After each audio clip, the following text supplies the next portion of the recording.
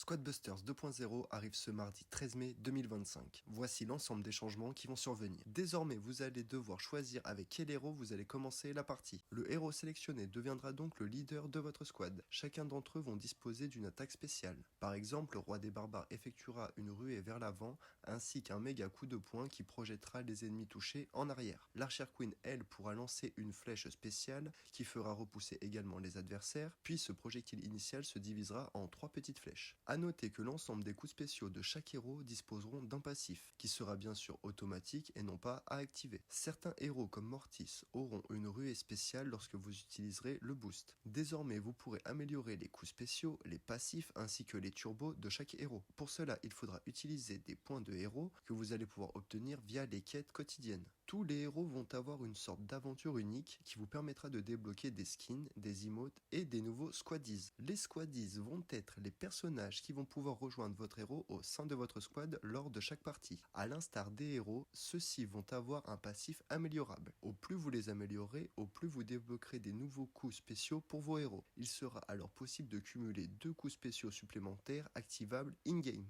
Les squaddies auront 5 stades d'amélioration.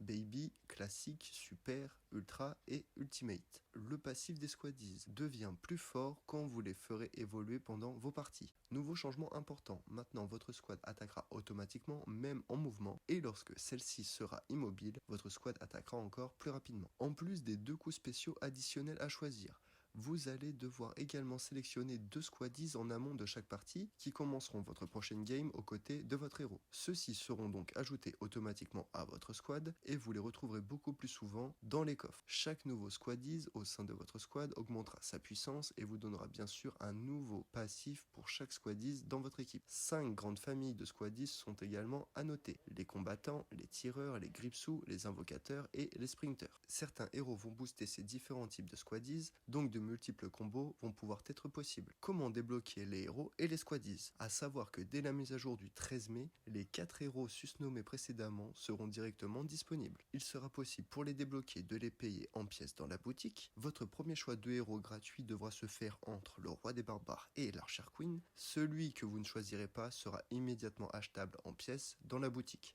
Seul Mortis parmi les 4 héros pourra être obtenu via l'événement Mega Pignata. Lors de l'ouverture de chaque Pignata, vous allez avoir une chance de le débloquer. Certains modes vont être définitivement supprimés et Shelly, Béa et Max vont avoir une version Ultimate. Les mégas vont faire leur retour, mais d'une nouvelle manière. Désormais, avoir 2 squaddies identiques dans votre squad les fera directement fusionner. Rajouter un autre squaddies identique à ceux déjà fusionnés vous donnera maintenant un méga squaddies. Ceux-ci auront des dégâts et des PV boostés. Chose également très importante à savoir, lorsque votre héros n'aura plus de santé, cela bustera l'entièreté de votre squad. A noter pour les anciens joueurs qu'il y aura une compensation majeure à cause du changement du système d'amélioration et de la suppression de certains skins.